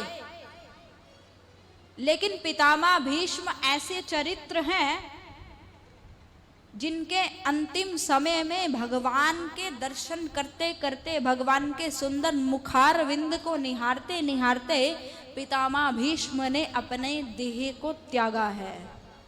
कितने सौभाग्यशाली है पितामह भीष्म। देखिए हम और आप भगवान की बार बार पूजा करते हैं, बार बार भगवान को भोग लगाते हैं, बार बार प्रार्थना करते हैं कि प्रभु आपके दर्शन हो जाएं, हमारा जीवन सार्थक हो जाए। लेकिन पितामह भीष्म ऐसे चरित्र जिनके अंतिम समय में भगवान ने स्वयं उनके पास आकर उन्हें अपना दर्शन दिया, मधुर मधुर बांसुरी की ध्वनि उन्हें श्रवण कराई। तो ऐसा कौन सा कर्म किया था पितामह भीष्म ने कि जिसके कारण पितामह भीष्म को प्रभु के दर्शन प्राप्त हुए, और वो भी अंतिम समय में। जिनकी सेवा और भावना से प्रसन्न होकर प्रभु स्वयं उनके पास चलकर आए। तो मेरे भाई बहन, पितामह भीष्म ने अपने पिता की खुशी के लिए जीवन भर ब्रह्मचर्य का पालन किया था। उन्होंने जीवन भर विवाह ना कराने का संकल्प लिया।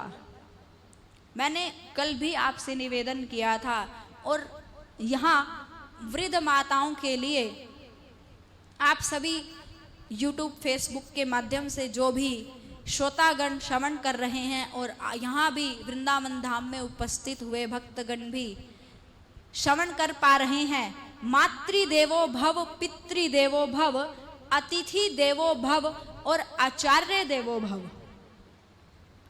क्योंकि पितामह भीष्म ने अपने पिता की खुशी के लिए, पिताजी की प्रसन्नता के लिए जीवन भर ब्रह्मचर्य का पालन किया, तो उनके पिता ने उन्हें ये इच्छा मृत्यु का वरदान दिया कि पुत्र, जब तक तुम नहीं चाहोगे तब तक मृत्यु तुम्हारे नजदीक नहीं आ सकती। आज समाज में हम देखते हैं कि 4 बेटे एक मां को रोटी नहीं खिला सकते। 4 बेटों के पास यदि माता पिता हैं तो माता पिता को एक महीने के लिए भेजा जाता है। पहले महीने की रोटी की व्यवस्था बड़े भैया करेंगे, दूसरे की दूसरा भैया करेगा, और तीसरे महीने की व्यवस्था तीसरा, और चौथे नंबर वाला फिर चौथे की व्यवस्था करेगा। ऐसे हमारे समाज में ये वृद्धा आश्रम के लिए क्यों स्थिति बन पड़ी है?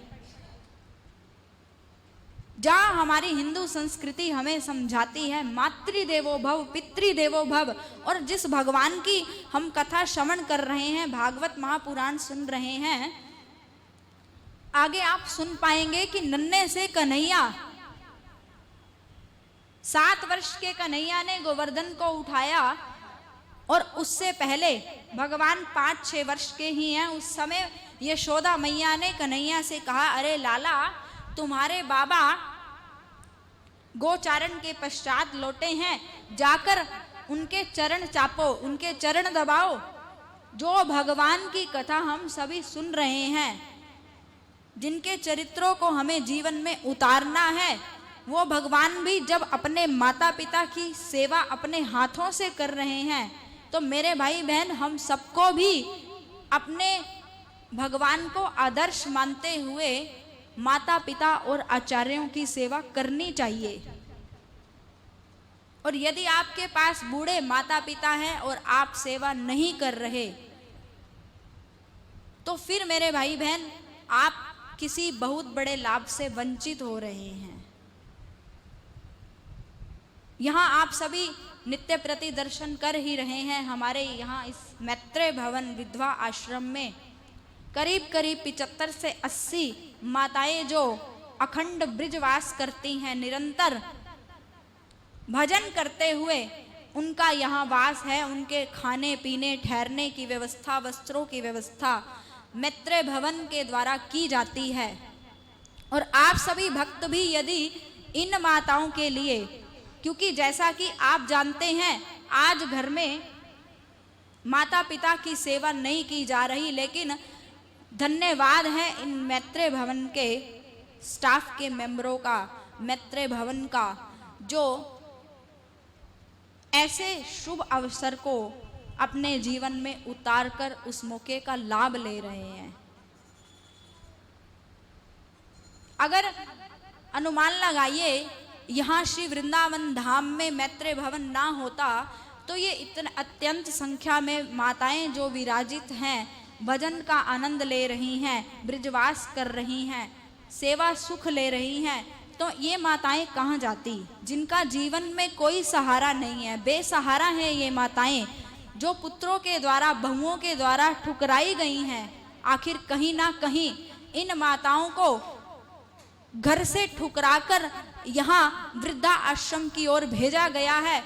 तो आप लोग यदि इन माताओं के लिए अपनी सेवा समर्पित करना चाहते हैं, यहाँ वृद्ध माताओं के लिए वृद्धा आश्रम में कूलर की आवश्यकता है, क्योंकि जिस कमरे में हमारा स्थान है वहाँ हमें भी इतनी गर्मी का अनुभव हो रहा था। तो अनुमान लगाइए, ये माताएं जब बिना कूलर के रहती हैं तो इन्हें कितनी गर्मी नहीं लगती होगी। हम सब तो फिर भी टहल पहल सकते हैं, यहाँ से वहाँ घूम सकते हैं, बाहर निकल कर हवा ले सकते हैं, लेकिन बेचारी वृद्ध माताएं। और आज आपको ऐसी माता से परिचित कराते हैं जिस मैया की आयु 103 वर्ष की है। ताली बजाकर मैत्रेय आश्रम के स्टाफ का धन्यवाद कीजिए। आज जो माताएं घर में रहती हैं, हमारे समक्ष जो हाथ जोड़कर बैठी हैं माता, ये 103 वर्ष की हैं। हम अपने घर पर रहकर भी 4 बच्चों की जो माँ सेवा करती है, वो बच्चे 4 मिलकर भी एक माँ की सेवा नहीं कर सकते। और हमारे यहाँ आयु ही कितनी रह गई है, 80 वर्ष, 85 वर्ष, कोई 100 वर्ष तक जाता है, लेकिन यहाँ इतनी सेवा की जाती है, प्रेम और भाव दिया जाता है कि मैया की आयु 103 वर्ष है और ये मैया ठाकुर जी की इस प्रकार कृपा प्राप्त करती रहे। और आप सभी भी यदि इन माताओं के लिए सहयोग करना चाहते हैं, कूलर की आवश्यकता है, यूट्यूब फेसबुक के माध्यम से सुनने वाले श्रोताओं से भी हाथ जोड़कर निवेदन है कि आप लोग भी यदि इन माताओं के लिए सहयोग दें तो आपका सहयोग उपेक्षित है। और आप यहाँ पधार कर, मैत्रेय वृद्धा आश्रम में पधार कर भी इन माताओं को अपने हाथों से इनकी सेवा करना चाहें तो आप उसके लिए भी आमंत्रित हैं।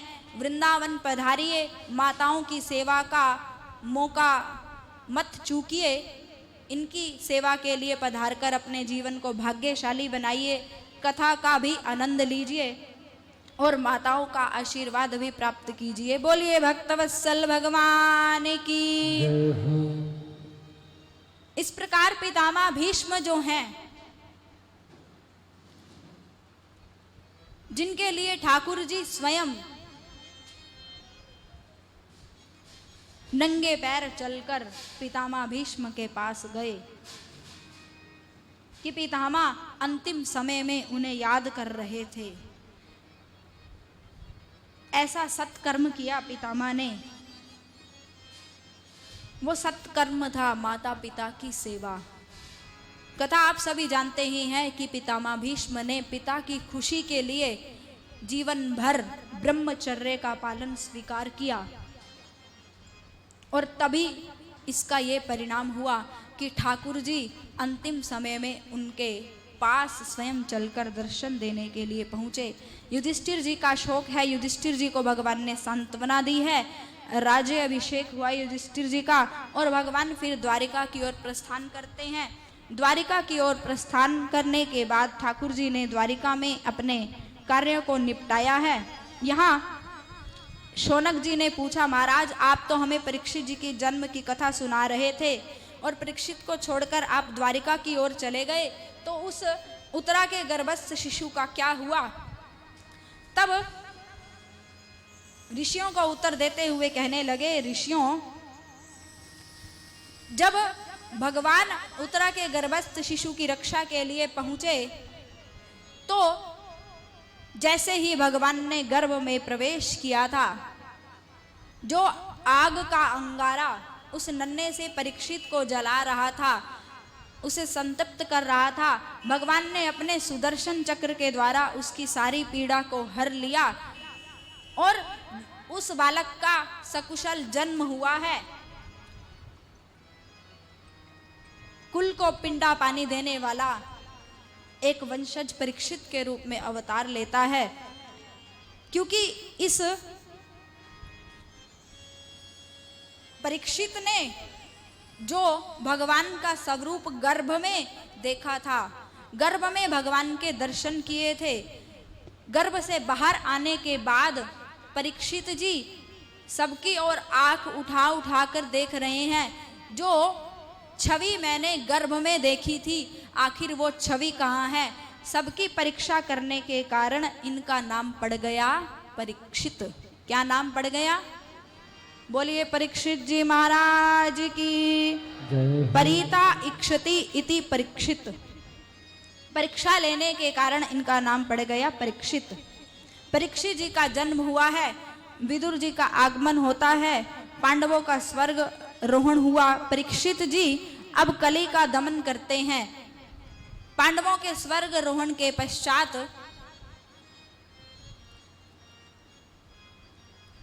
परीक्षित जी पर पूरे राज्य का भार आ गया। छोटी सी उम्र में जिन्हें पूरी पृथ्वी का शासन संभालना पड़ा। जहां जहां परीक्षित जी महाराज जाते हैं सभी ओर जय जयकार सुनाई दे रही है। लेकिन एक स्थान पर बड़ा अटपट दृश्य दिखाई दिया। गौ माता रो रही है और एक पैर से खड़ा हुआ बैल तड़फ रहा है, आपस में वार्ता कर रहे हैं। एक शूद्र व्यक्ति, बहुत ही काले रंग का शूद्र व्यक्ति गौ माता को पीट रहा है। जैसे ही परीक्षित जी ने देखा, अरे जिस वंश में हमारे यहाँ गौ की रक्षा करने के लिए गोपाल भगवान का अवतार हुआ, भगवान ने गायों की रक्षा की, तभी तो भगवान का नाम पड़ गया गोपाल। बोलिए गोपाल भगवान की। भगवान का नाम गोपाल गौ माता की सेवा करने के कारण ही हुआ है।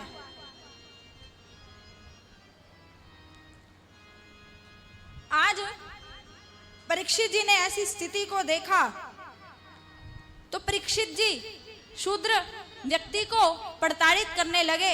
अरे कौन हो तुम? मैं तुम्हारा अभी वध कर दूंगा। जैसे ही परीक्षित जी का ये नाद सुना, शूद्र व्यक्ति अपने स्वरूप में आया और कहने लगा, महाराज मेरी रक्षा कीजिए, मैं आपकी शरण में हूं, मेरा वध मत कीजिए, मुझसे अपराध हुआ है, मुझे क्षमा कीजिए। शरण में आए हुए को कभी भी त्यागना नहीं चाहिए। जो व्यक्ति माफी मांग कर आपकी शरण में आ रहा है और कह रहा है अब गलती नहीं होगी आगे से, तो उस व्यक्ति को आप त्यागिए नहीं।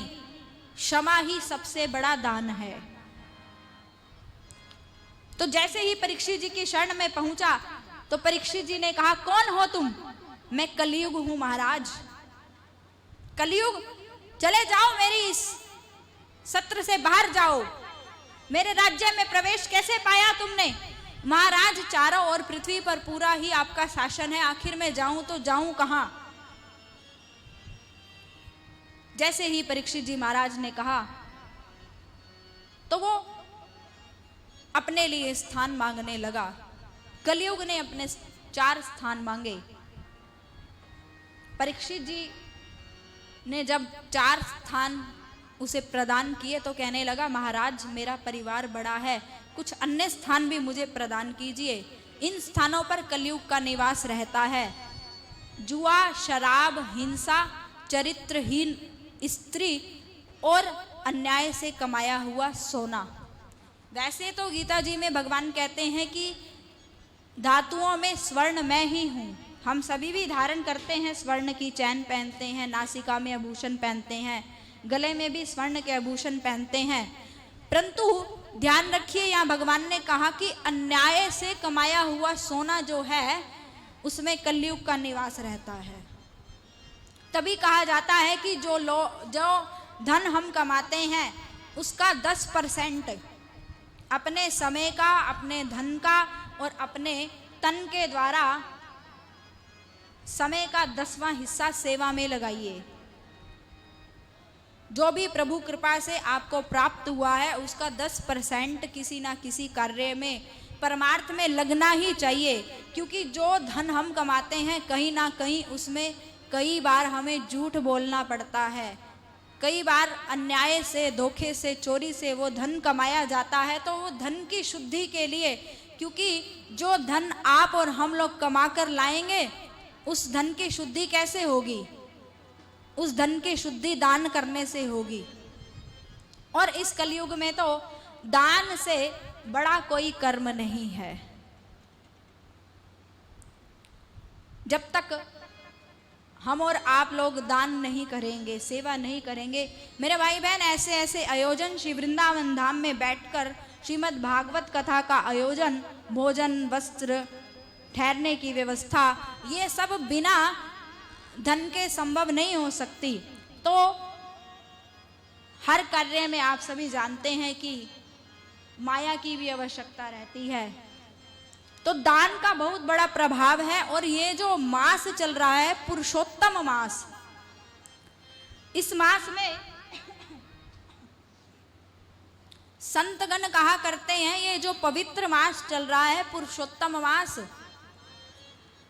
आप लोग हम लोग जो दान अन्य मासों में करते हैं, अन्य मुहूर्त में करते हैं, उस समय तो हमें साधारण फल प्राप्त होता है, लेकिन जो पुरुषोत्तम मास में दान किया जाता है, नाम लिया जाता है, भगवत भजन किया जाता है, यज्ञ हवन पूजा पाठ किया जाता है, उसका फल हमें 1000 गुना होकर मिलता है। तो हम सभी वैसे ही थोड़े में ज़्यादा कमाना चाहते हैं या नहीं? हम सभी चाहते हैं हमें पूंजी थोड़ी लगानी पड़े और प्रॉफिट ज़्यादा मिले, तो हम सभी मतलबी हैं। तो ये मतलबी मुहूर्त है, ये जितना कमा सकते हैं इस मुहूर्त में, इस मास में आप लोग अपने परमार्थ को कमाकर अपने जीवन को धन्य बना सकते हैं, और करने वाले कर भी रहे हैं। परिक्रमा मार्ग में जब आज मैं 3 बजे जगी प्रातःकाल, तो मैंने देखा परिक्रमा मार्ग में सैकड़ों की भीड़, भक्तों की भीड़ कीर्तन करते हुए निकल रही थी, और जगह जगह स्थान स्थान पर दिव्य भंडारे लग रहे हैं। रात्रि में लोग दंडवती परिक्रमा देते हैं, हम लोग तो पैदल चलकर परिक्रमा नहीं दे पा रहे, वो लोग लेट लेट कर परिक्रमा लगा रहे हैं।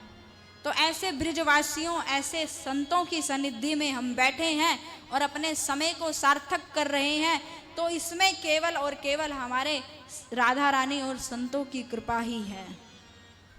तो कलयुग को स्थान प्रदान किए महाराज परीक्षित ने। 4 स्थानों पर स्थान का निश्चित होने के बाद भी कलयुग को संतुष्टि नहीं हुई, तो कलयुग ने और स्थान मांगा, तो परीक्षित जी ने उसे अन्याय से कमाए हुए सोने का स्थान प्रदान किया है। और फिर परीक्षित जी को श्राप लगा है, क्योंकि जो परीक्षित जी ने सर पर स्वर्ण का मुकुट धारण किया था वो अन्याय की कमाई का था। और कथानक विषय आप सभी जानते ही हैं। समीक ऋषि के आश्रम में पहुंचे, वो ध्यानस्थ थे, ध्यान के कारण पानी नहीं दे पाए। क्रोध में आकर परीक्षित ने शमीक ऋषि जी के गले में मरा हुआ सर्प डाला है, और सर्प डालने के बाद उनके पुत्र का आगमन हुआ। श्रृंगी ऋषि ने जैसे ही देखा मेरे पिता का अपमान हुआ है, तो हाथ में जल लेकर शाप दे दिया, जिस राजा ने मेरे पिता का अपमान किया है उस राजा की आज से 7वें दिन तक्षक सर्प के डसने से मृत्यु हो जाए। इस प्रकार कलयुग का प्रवेश प्रारंभ हुआ और परीक्षित जी को शाप प्राप्त हुआ है। और फिर परीक्षित जी शापित होने के बाद अपनी मृत्यु को सुधारने के लिए 7 दिन तक, और ये 7 दिन तक ही क्यों कहा जाता है मेरे भाई बहन? आप सबने कभी विचार किया कि परीक्षित जी ने 7 दिन का ही ये क्यों, सुखदेव जी के माध्यम से 7 दिन की ही कथा क्यों श्रवण की? 8, 9, 10, 12, 14 इतने भी तो हो सकते थे या नहीं? या 4-5 भी हो सकते थे, क्योंकि हमारे जीवन में भी 7 ही दिन है। आप लोगों के 8वें दिन है जीवन में? किसी के हो तो बताइए हाथ खड़ा करके।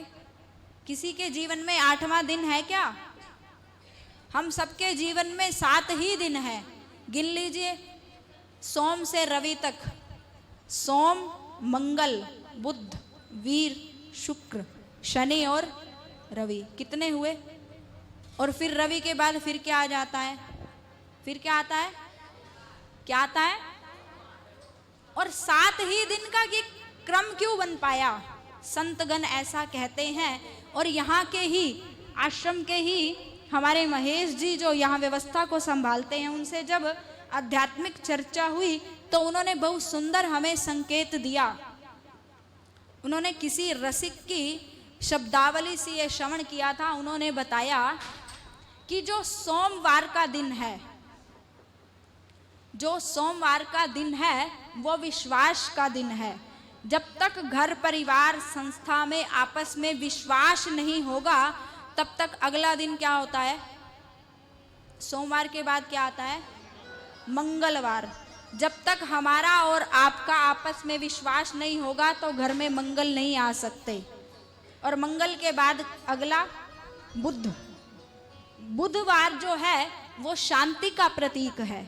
जब तक विश्वास नहीं होगा तो मंगल नहीं हो सकता, और मंगल नहीं होगा तो घर में शांति नहीं हो सकती। यदि शांति नहीं होगी तो गुरु बृहस्पति, दैत्यों के गुरु हैं शुक्राचार्य। जब घर में शांति नहीं होगी तो शुक्राचार्य जी का प्रवेश होगा। दैत्यों के गुरु हैं जो दैत्य क्या करते हैं? शराब पीते हैं, वैश्या संग करते हैं, चोरी करते हैं। और जब मंगल नहीं होगा, शांति नहीं होगी तो फिर आपके घर में दैत्य घुसने लगेंगे। और जब दैत्य घुसने लगेंगे तो फिर आपकी शनि की दशा 7.5 की हो जाएगी। और जब 7.5 की दशा होगी तो फिर आपका जीवन अंधकारमय हो सकता है। यदि आप अपने जीवन को उज्जवल बनाना चाहते हैं तो मेरे भाई बहन इन 7 दिनों में भगवान की कथा सुनिए। 7 दिनों को भगवान से जोड़कर रखिए। जैसे प्रथम दिन विश्वास का है, दूसरा दिन मंगल का है, तीसरा दिन शांति का है, चौथा दिन गुरु का है, 5वां दिन संतोष का है, 6ठा दिन शनि का है और 7वां दिन रवि का है। जब आप इन 7 दिनों को ठाकुर जी से जोड़कर रख देंगे तो किसी का प्रभाव आप पर नहीं पड़ेगा। अंतिम दिन है रवि। जब आप ठाकुर जी को प्रसन्न कर लोगे तो जीवन में चमकते रहोगे। जैसे रवि चमकता है आपकी चमक बनी रहेगी। तो आज की कथा वार्ता को यहीं विराम देते हैं। आज आप सभी जानते ही हैं कि हमारे आदरणीय श्याम जी मखीजा, जिनका पूरा परिवार गुड़गांव से, दिल्ली से और हांसी से और भी अन्य अन्य शहरों से पधारे हैं रसिक जन, तो आज श्याम जी मखीजा के पोते का जन्मदिन है। और उन्होंने अपने पोते के जन्म दिवस के अवसर पर, देखिए वो चाहते तो किसी क्लब या पार्टी में भी जाकर जन्मोत्सव मना सकते थे या नहीं? बोलिए ना, नहीं। अगर वो चाहते तो किसी भी पार्टी हॉल में जाकर, क्लबों में जाकर वो अपने पोते का जन्मदिन सेलिब्रेट कर सकते थे। लेकिन ये सत्संग और उनके मनोभावों का ही परिणाम है कि उन्होंने इन माताओं के साथ, जो माताएं बेसहारा हैं, जो वृद्ध माताएं हैं, उनके साथ अपने पोते को और कथा के दौरान होने वाले क्रम में अपने पोते के जन्मोत्सव को मनाना अच्छा समझा। तो ऐसे भावों के लिए भी हम उनका हार्दिक धन्यवाद करते हैं। ऐसे महानुभावों के लिए भी एक बार जोरदार तालियों का वादन कर दीजिए। और हमें और आपको भी उनके जीवन से प्रेरणा लेनी चाहिए कि हम अपने जीवन में आने वाले ना जाने कितने अवसरों को शादी विवाह पार्टियों में कितने कितने लाखों रुपए व्यर्थ में खर्च कर देते हैं, अपने लिए खर्च करते हैं, लेकिन दूसरों के लिए करते हुए, परमार्थ करते हुए हमारी हाथ रुक जाते हैं। तो हमें इनके जीवन से शिक्षा लेनी है। और फेसबुक यूट्यूब के माध्यम से सुनने वाले श्रोताओं से निवेदन कि आप लोग यदि इस सेवा क्रम में सहयोग देना चाहते हैं तो बढ़ चढ़कर आप सहयोग दीजिए। और किसी भी अवसर पर यहाँ माताओं की सेवा के लिए आप आ सकते हैं। और आइए उस बच्चे को जन्मदिन की बधाई देते हुए चलेंगे बधाई की ओर। छोटी सी बधाई, तत्पश्चात जैसे भी आगे ठाकुर जी की इच्छा होगी, ठाकुर जी के चरणों में, श्री जी की चरणों में आज की कथा वार्ता को निवेदन करते हुए आप सभी भक्तों को सादर जय श्री राधे, जय श्री कृष्ण। आइए छोटी सी बधाई ठाकुर जी के चरणों में।